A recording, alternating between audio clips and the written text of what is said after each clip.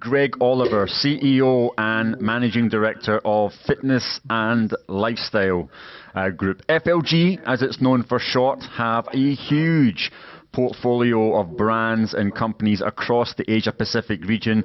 I think their latest member count was 825,000 members and growing, and that's not even including their online list. Greg, a very good day to you. I believe you're zooming in from Brisbane. I am, and thank you, Ross. Good morning to you and good morning to everyone that's logged in. I really appreciate the opportunity. Now, we were on earlier on with Simon Flint, and of course we were just kind of reflecting on the fact that 2020 has been a very, very hard year. 2021 has started off for very many as a hard year.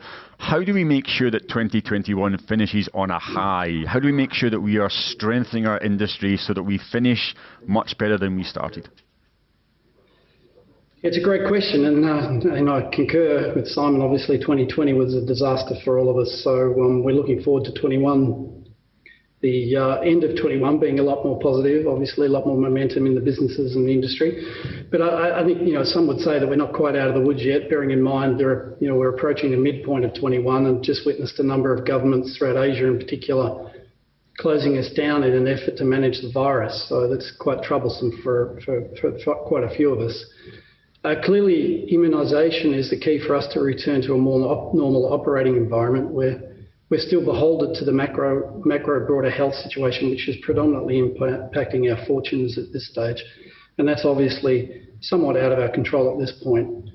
But in terms of becoming stronger, I think there's no doubt that the industry is relying more on various associations. And obviously, Fit Summit, Ross, what you're doing is so important to us. IRSA, UK and Europe Active, locally for Australia and New Zealand, the two associations that are down here as well.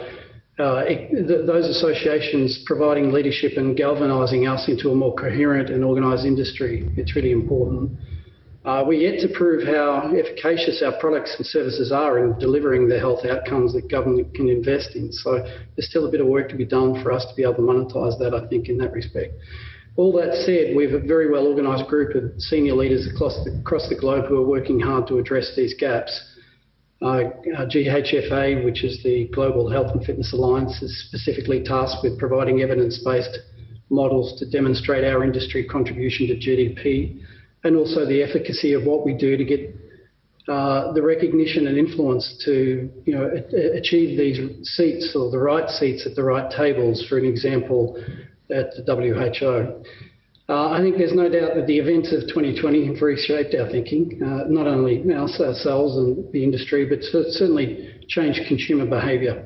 Not only their thoughts and plans in regards to work and lifestyle, but I think taking more control of their physical and mental well-being.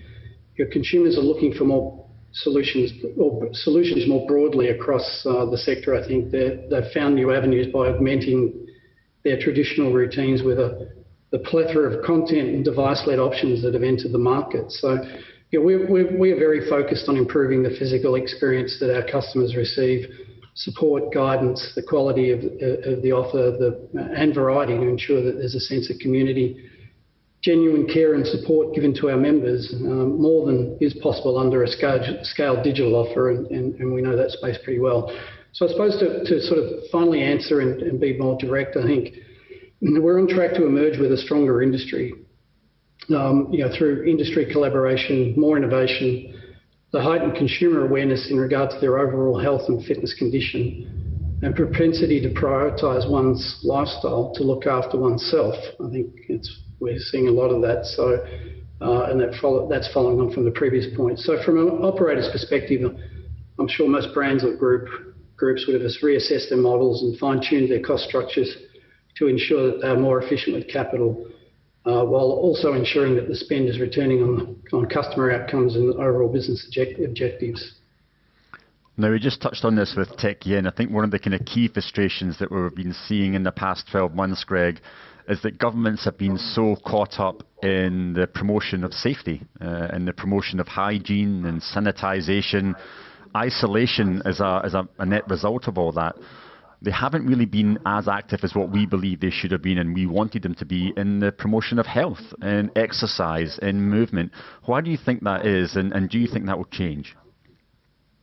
Yeah, look, it's incredibly frustrating, and we talk about this often. I know you and I have had many conversations on it, Ross, and of course every industry association is trying to deal with this across the globe. So, the governments are applying a short-term, or it's a short-term reaction to mitigate risk, which we understand, and it's consumed governments throughout the pandemic.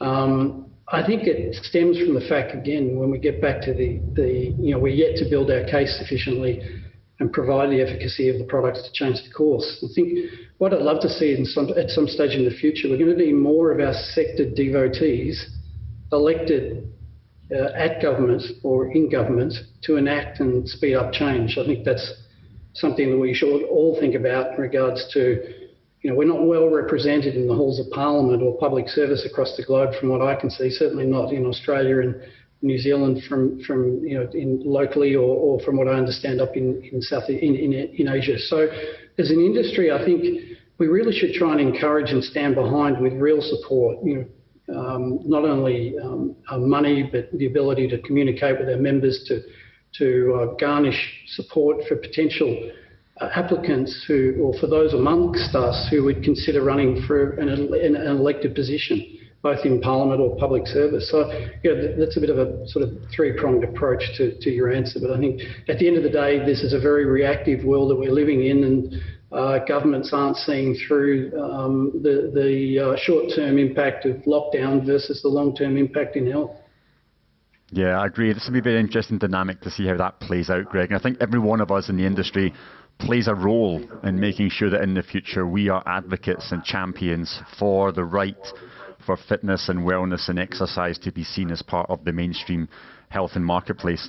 Let's look at some of the macro trends, Greg. There's a lot happening in the world, and you've got a lot to cover across multiple businesses. What are some of the big industry trends that you're following that you think are going to impact how FLG does business and how it moves in a direction going forward? Yeah, typically we like most, we follow emerging and both emerging and more mature trends across the sector. Obviously, some of the larger brands, the information is more publicly available. However, the ability to get across all industry insights these days is relatively easy with the significant digital coverage that exists today. But based on the diversity of our group, we focus really on that digital and brick and mortar consumer and investment trends to sort of help shape our vision and response. As a company, we're continuing to look at how we can position ourselves to deal with and take advantage of this democratisation of fitness that we're seeing across the sector. Not only both inside the four walls of our group, but certainly what's accessible through premium and value. Through accessible premium and value offers inside our four walls, but certainly through our digital platform Loop, where we can move outside of our traditional markets and consumer and customers. So, we're looking to see what other aligned services or products we can bundle into onboarding as an example, partnerships with food, such as My Muscle Chef here in Australia, insurance, another example, really backed up by a deeper understanding of what our consumers are buying and why they would trust us to provide them with quality, affordable options where there are subsequent loyalty or price benefits for them to receive.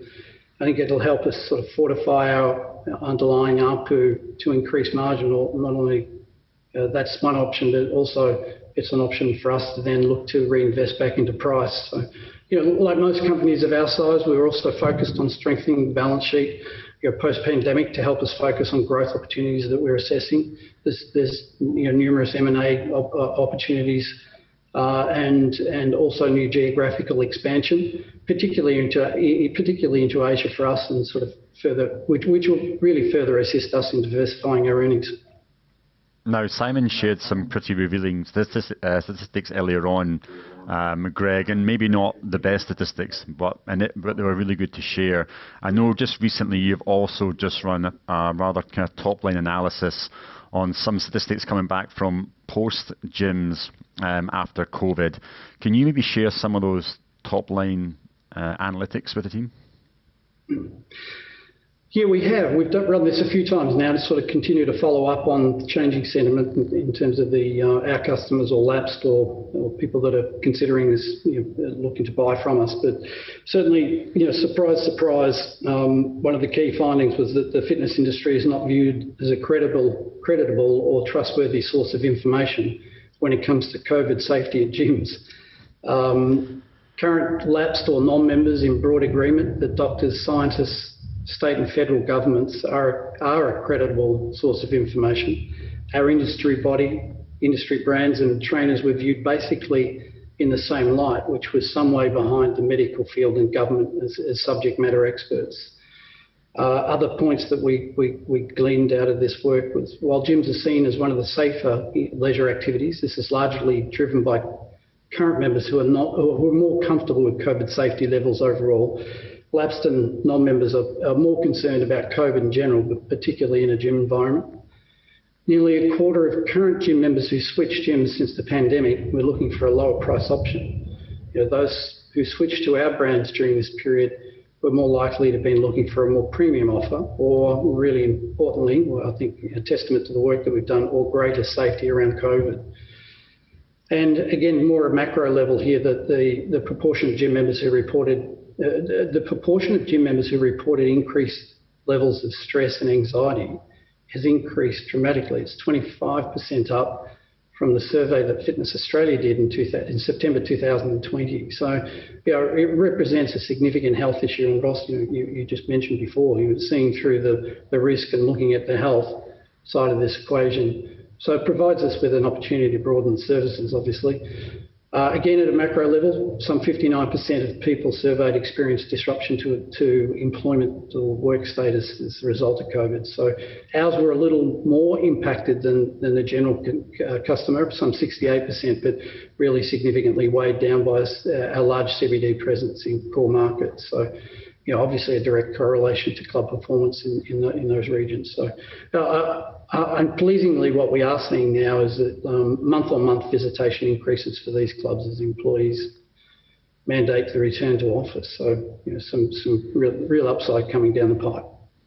Good. So you are seeing a good number of members coming back to the gym, which is encouraging, Greg. For those that aren't coming back, I'm assuming you've asked them a few reasons. Any key reasons as to why those that small group of people are not coming back?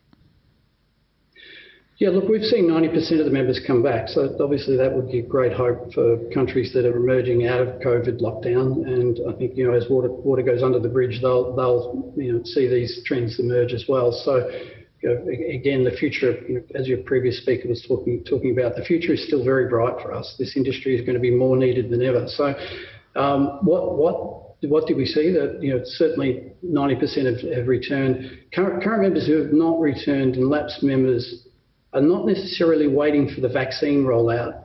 They're expecting to return once there is a feeling that things have settled and reports of outbreaks and cases and lockdowns become fewer and further between. So as you can imagine, where there's potential for you to have to go into isolation where there's a confirmed case, that's a big deterrent to come back. Non-members who are looking to join a gym are more likely waiting for to make the decision pending vaccination. So it's a clear delineation of sort of reasons. And then your cancellations, obviously there has been a number of cancellations. Has there been any significant reasons for those cancellations? Are they all COVID dependent? Yeah, look, COVID's an umbrella term, isn't it? So, underneath it, if you unpack underneath COVID as the key reason, and COVID was 64% of the reason why people had cancelled. But certainly underneath that, you think about health concerns, loss of job, closures, relocation of work as an example, which are really all bundled into COVID as the reason, as opposed to any dissatisfaction with their gym. So once they feel comfortable, approximately half of those intend to rejoin the same brand that they recently left, while 1 in 4 are looking for something new potentially. Let's turn phrase now to the word holistic. I think that's a buzzword for 2021. Holistic wellness. I'm pretty sure we will not want to hear that term by the end of this year, Greg, but it is out there and it does have a very good meaning. Let's look at somebody like FLG Group. You have multiple brands across multiple countries. There is obviously a need for you to try and broaden your service range to new ideas, new demographics. How important is holistic to the future of FLG? Is it something you can really build into every single business? It's not that easy, of course. Or should companies still stick to their core competencies? It's really interesting because I sort of conclude this question with that point, Ross, with the point you make there in the question. But certainly, holistic sort of requires a bit of further definition as well. I think, effectively to be a quantum shift from where we are today in a lot of instances across a few of our brands, as an example, where we are lower service, as an example, in terms of people on site delivering services. So it would probably require a reasonably significant reconstruction of the model. I think there are definitely broader revenue streams available through support services, which are relatively untapped and will require some retooling. Essentially government-funded care and support structures, which we could play an important part in delivering. And some of this will require our teams to be upskilled or at least qualified to provide prepackaged services under the guidance of qualified health professionals. And I'd also imagine that there'd be some design changes to accommodate more allied health services, both in respect of it from a treatment and a diagnostic perspective. There's no doubt that fitness centres of the future could possibly become more preventative and treatment-based to embed themselves into that total health and wellness sector. The challenge is always how you do this well at scale. And I think, to sort of close out that question, I think all that said, everyone should understand their real value proposition and core customer attributes to inform them on their strategy. And we do need to be cognizant of what we can excel in and focus on, as opposed to being mediocre generalists. But there's no doubt there's a broadening of services and opportunities here that we can do, I think, relatively painlessly to embed ourselves more into that whole health continuum. Now, health, fitness, wellness, we're seeing money flow in from almost every avenue, Greg, whether it's a large tech company like Amazon or Google. We're seeing insurance now looking at it much more in a favourable light. Bigger companies, bigger paychecks, bigger employees, bigger ambitions, bigger returns needed. What are your thoughts in terms of what this new influx of players, how will that impact the current marketplace? Yeah, it's phenomenal in terms of raising consumer awareness. The fact that you've got the giants of the world in terms of market cap, investing into this sector. So I think, again, we should all take advantage. We should all see the upside in regards to their investment into and interest in the sector. I mean, the old saying of rising tide floats all boats should be true. These are massive distribution businesses, so we would also expect, outside of the ones that you've just mentioned, I would also expect that OTT streaming services to enter with more gusto over the next year or so as well, the likes of Netflix, etc. There's no doubt that they are looking to increase their activity here in fitness and see real opportunity, in particular to bundle the offers across their ecosystems. Thinking about Amazon as an example, you could include the provision of convenience food, supplements, equipment, etc., etc. So it'd be a very powerful offer, but I don't think it disrupts what we do. I think what it does is continue to raise consumer awareness, which we should be able to take advantage of as well. I think it further validates our sector, and it also should, we should leverage that. We should use that to continue to sort of talk about the efficacy of our industry. The fact that trillion-dollar companies are investing in fitness, it shouldn't go unnoticed. So, at the end of the day, we should leverage, we should join with them to get heard in governments, as we've spoken about before, across the globe. Apple are doing commercial deals with brands to on-sell their fitness platform, similar to Les Mills, as what Les Mills during COVID and continues to do today. So, again, it's democratising fitness. It's providing it to the masses, and that should continue to see penetration grow. Now, Australia and New Zealand are hopefully seeing the end of COVID. It's great to see what can possibly happen when people are looking beyond the COVID and where cases are so low. I'm very, very happy for everyone in the Australasia region to see that happening. Now, having a look at, obviously now coming out of the back of this, Greg, you're in a very advantageous position. Some of the trends that you thought you would see coming out of COVID, they're maybe either fading away or some of them are actually sticking. What is holding the path in terms of trends as we're coming out of COVID, as you see? Looking 12 months from now, what do you think will still be here and perhaps some of the things that might fade away? Yeah, another good question, Ross. I mean, our members, we're definitely seeing an increase of activity in our member base. So when I say activity, their access to our clubs being one activity, and there's something like 3.2 activities per member that we've seen through this consumer research. So clearly people are augmenting their routines, in which case you would imagine that, whether it's the digital content that we're providing through our various brands with their at-home content that they're providing our customers, or other content that people are consuming, basically subscribing to, or other free content. So I think that's here to stay. There's no doubt about that. I mean, I'm not sure it's as obviously skewed the way it was during closure. It doesn't make any sense that it would be, but certainly it's still going to play a part in someone's routine and the value they're receiving from the hybrid model, so to speak, or that everyone's talking about. So I think connected fitness offerings are here to stay, although you'd have to imagine that with the number of entrants into that space, that a price sort of value war will be looming or could be looming. I think for us, we think premium amenity and value pricing is important to a large cohort of our audience. So that for us is foundational or here to stay. I don't think all startups will survive.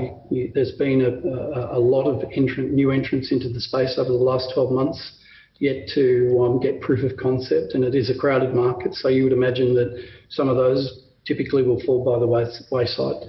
Those scale is your friend when you're coming out of a once in 100-year epidemic.